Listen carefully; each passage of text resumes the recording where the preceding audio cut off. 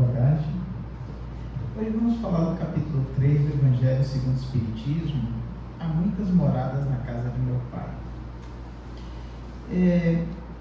Vamos começar com uma passagem aqui de João.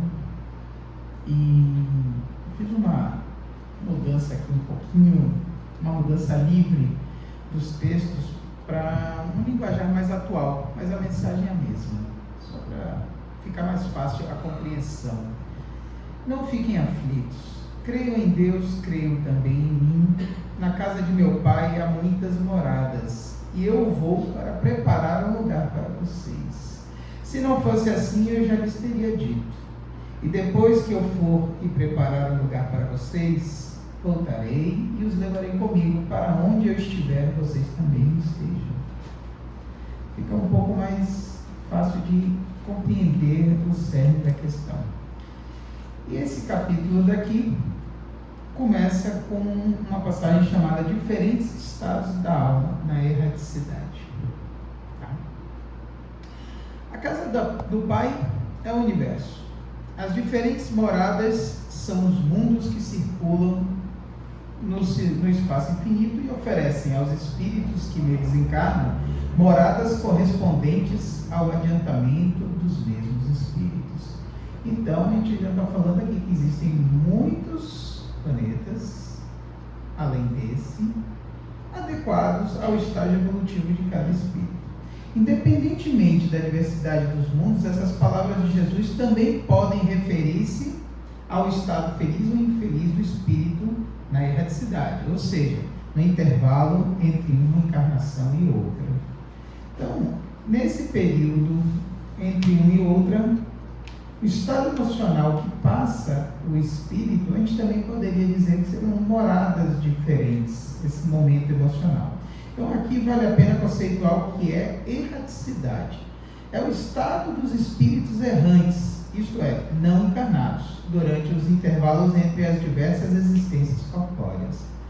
A erraticidade absolutamente não é um símbolo de inferioridade para os espíritos. Há espíritos errantes de todas as classes, exceto os da primeira ordem, ou espíritos puros, que não precisando mais passar pela reencarnação, não podem mais ser consideradas errantes. Os espíritos errantes são felizes ou infelizes, conforme seu grau de elevação. É nesse estado que o espírito, então, livre das limitações do corpo, reconhece suas existências anteriores e as faltas que os distanciam da perfeição e da felicidade infinita. É ainda nessa condição que ele escolhe novas provas a fim de progredir mais rapidamente. É muito importante que nesse momento entre uma vida e outra, a memória do espírito gradativamente vai se recompondo. Então ele consegue naquele momento ter uma visão mais ampla de toda a trajetória dele, não só da última experiência. Então, nesse momento, diante dessa visão, dessa percepção do que ele já trilhou, ele pode, a depender do estágio evolutivo dele, participar das definições das próximas existências. Bom,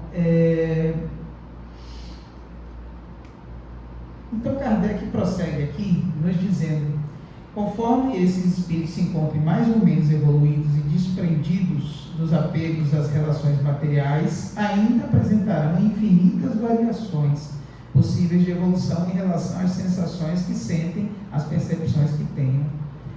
Bom, nesse ponto ele também deixa claro que as diversas moradas também podem ser entendidas como os diversos estados evolutivos dos espíritos, de tal forma que no mesmo planeta podem existir vários grupos de espíritos afins, como se estivessem em um local diferente, porém estão todos no mesmo planeta. Então, nessa parte do entendimento, Kardec também conceitua que as diversas moradas podem estar acontecendo aqui nessa mesma cidade, até no mesmo bairro, a depender da rua que você entra, é um ambiente totalmente diferente de uma outra rua, por conta dos seres que habitam ali. Então, enquanto uns podem se afastar da esfera onde vivem, ou seja, podem se desprender, outros percorrem, ou não podem afastar, outros percorrem os espaços infinitos nos mundos. enquanto alguns espíritos endividados permanecem em seus infernos pessoais. Então, quando a gente fala que ele está preso, os que estão presos são os espíritos mais atrasados. À medida que evolui, ele já não se prende mais a essa localidade, a essas emoções. Então, ele consegue transitar de maneira mais livre do que os espíritos que ainda não evoluíram. Então, os bem-aventurados gozam de uma clareza e de um espetáculo sublime do infinito. Então, os espíritos mais evoluídos conseguem transitar. Finalmente, enquanto isso, o mal, o espírito que ainda não se desvencilhou das suas imperfeições, vive atormentado pelos remorsos e aflições, muitas vezes isolado, abandonado, sem consolação, separado das pessoas de sua afeição, sofre com o aprisionamento dos sofrimentos morais, encontrando-se ao lado do justo, que, estando no convívio daqueles que a quem ama, aproveita as delícias de uma felicidade inexplicável. Então, aqui a gente está dizendo o seguinte: no mesmo local eu posso ter uma pessoa mais evoluída fisicamente e uma pessoa não tão evoluída. Eles estão em ambientes totalmente diferentes. Um está vivendo um infortúnio, uma tristeza, um sofrimento atroz, e o outro está vivendo a felicidade, sem que eles estejam necessariamente em planetas diferentes. Bom, fechando esse tema, Kardec nos esclarece que as diversas moradas do nosso Pai são os diversos mundos espalhados pelo universo, bem como o estado mais feliz ou menos feliz, podendo não se referir a um local específico. Então, primeiramente, Kardec ele conceituou que as diversas moradas poderiam estar aqui mesmo, nesse local, no mesmo lugar, e dependendo do estágio evolutivo desse espírito ou do seu estado emocional. Ele pode estar vivendo um inferno, uma tristeza, e o outro está vivendo uma felicidade. Mas agora, nesse ponto do capítulo, ele começa a falar do seguinte: de vida em outros planetas. Então, diferentes é o tema que a gente começa a falar agora. Diferentes categorias de mundos habitados, ou se podemos chamar de nível evolutivo dos mundos habitados. De acordo com espíritos da codificação, os diversos mundos espalhados pelo universo encontram-se em condições diferentes uns dos outros, quanto ao grau de adiantamento ou de inferioridade de seus habitantes. Entre eles existem os que têm seus habitantes ainda em esferas inferiores aos da Terra, né? Se existem planetas mais atrasados que os nossos, tanto física como moralmente. E existem planetas na mesma categoria que o nosso, tá? E outros ainda que são mais ou menos superiores em todos os aspectos. Nos mundos inferiores, a existência é toda material. As paixões dominam o comportamento de seus habitantes, sendo quase inexistente a vida moral. Eu vou falar aqui bem brevemente, porque a Angelita vai fazer a apresentação sobre esse tema exatamente, né? Então, à medida que o planeta evolui, diminui a influência da matéria que o planeta se desenvolve. Então, diminui a influência da matéria de tal maneira que nos mundos mais adiantados a vida é, por assim dizer, toda espiritual. É curioso a gente às vezes falar da vida em outros planetas, porque desde a Revista Espírita, lá em 1850, 1855, já se falava da vida em outros planetas, e parece às vezes novidade para alguns segmentos. Mas cada vez mais a gente tem ouvido falar da vida em outros planetas. A gente não está necessariamente aqui falando de ETs verdinhos ou seres, vamos falar assim, caricaturados que tem aí na história, mas sim a vida. Então, só para a gente sintonizar, essas informações foram escritas por volta de 1864. Então imagina como Kardec foi precursor em falar da vida em outros planetas naquele momento. Bom, hoje existem pesquisas avançadas da vida em outros planetas com condições similares às nossas, o que não quer dizer que nos demais não possa existir vida em formas diferentes das que conhecemos.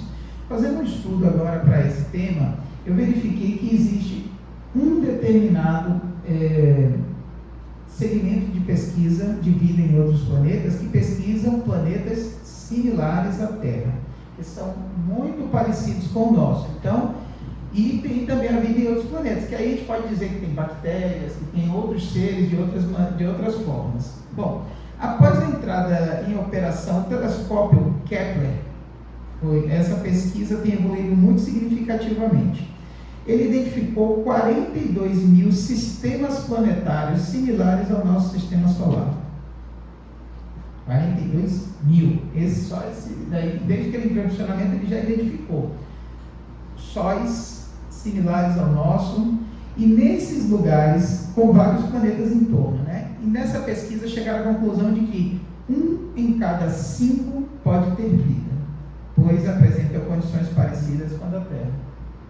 Olha que curioso.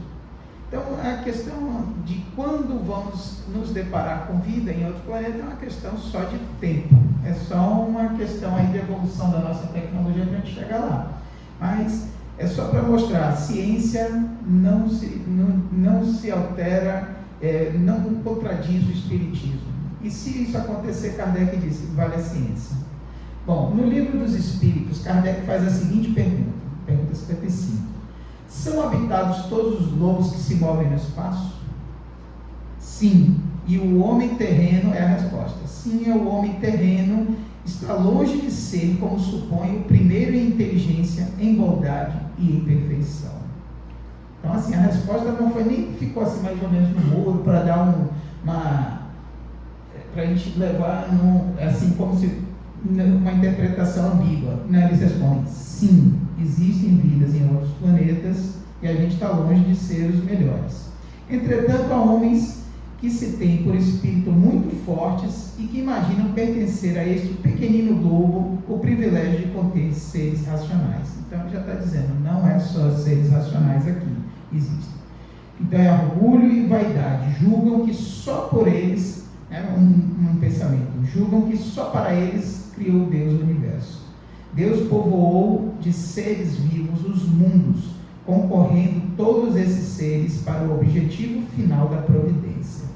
Então, primeira coisa, Deus, soberanamente justo, cria seres incessantemente por todo o universo. Então, a gente imaginar que só nós fomos os escolhidos é muita pretensão. Então, prosseguindo com a classificação desses mundos, diversos mundos, Kardec nos define mundos intermediários, que misturam-se o bem com o mal, predominando um ou outro, segundo o grau de adiantamento da maioria de seus habitantes. Embora não se possa fazer uma classificação absoluta dos diversos mundos, pode-se, contudo, em função do estado geral em que se encontram seus habitantes, dividi-los da seguinte forma: mundos primitivos, mundos de expiação e provas, mundos de regeneração, mundos ditosos e mundos celestes. Bom, a Terra pertence à categoria dos mundos de provas e expiações, razão pela qual aí vive o homem a braços com tantas misérias. Pelo menos era assim no momento em que foi escrito o Evangelho, em 1854. 64, né? Agora danou-se. Hoje já podemos dizer que nos encontramos rumo ao mundo de regeneração. Profundas transformações estão se processando a todos os instantes, em que pese novas guerras estarem eclodindo em várias partes do globo. Conforme entrevista com Chico Xavier no programa Pinga Fogo, apresentado em 1971, lá foi uma série de entrevistas com Chico Xavier, com vários repórteres, escritores, fazendo literalmente uma bateria de perguntas para ele, o coitadinho, assim, quietinho, respondendo a tudo, né? Assim, parecia que estava sendo metralhado. Bom, enfim,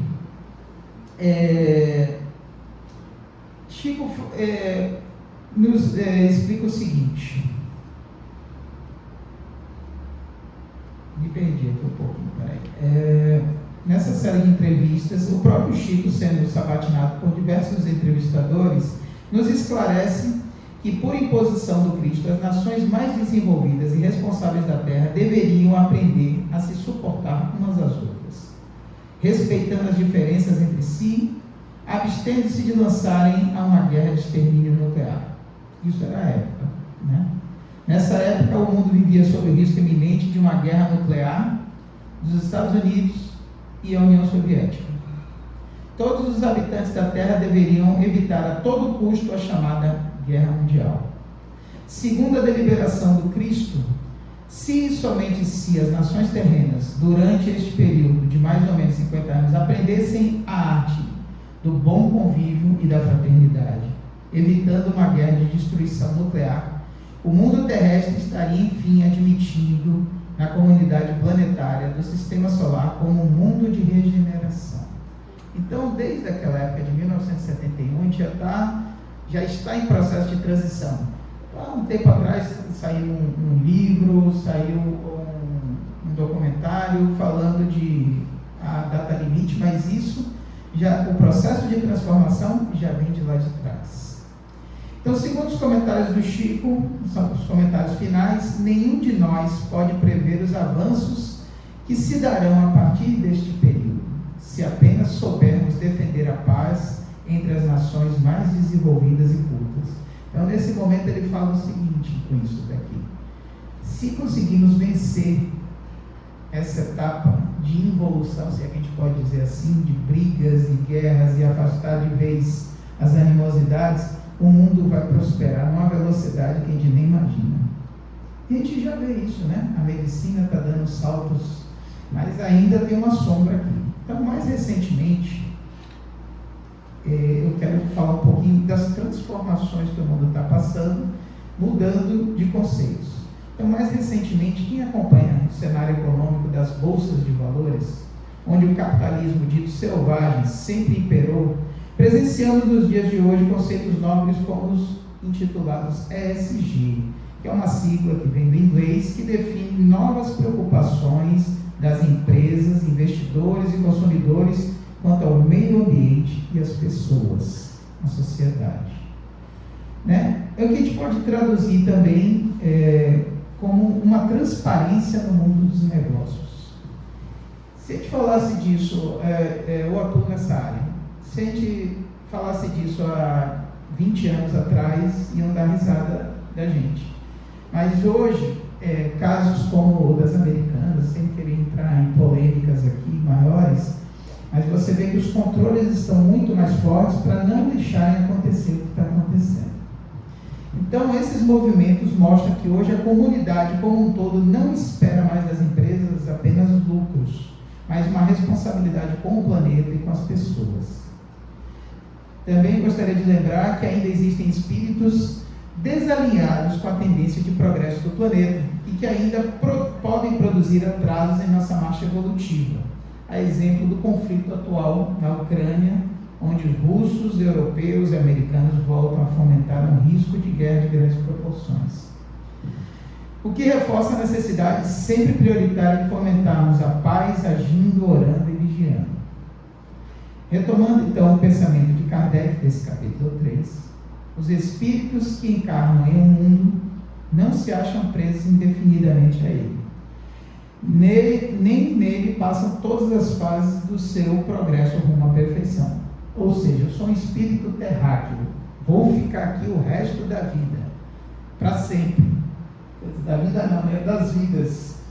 Não é assim que acontece. Até muitos de nós nem desse planeta viemos. Então, quando estão em um mundo, eles alcançam um grau de adiantamento que esse mundo comporta. Podem passar para um mundo mais adiantado e assim adiante até que cheguem ao estado de espíritos puros. E não param por aí. São tantos outros estágios em cada um dos quais, mesmo no estado de puros, eles também ainda encontram elementos de progresso apropriados. Então, tipo assim, um espírito que alcançou a nossa escala aqui, que é teórica, de espírito puro, ele continua também tendo avanços, progressos, missões, só que ele não precisa mais sofrer, né? É uma recompensa habitar em um mundo de ordem mais elevada, como é um tormento prolongar a sua permanência em um mundo atrasado, ou ser relegado para um mundo mais infeliz do que aquele que se encontra impedidos de voltar quando permanecem no mal. Então, a lei do progresso, a lei do amor, é mandatória se quisermos ser felizes. Enquanto a gente achar que a gente pode ser feliz em detrimento da felicidade do outro, a gente ainda permanece no atraso. Bom, era esse o meu ponto hoje.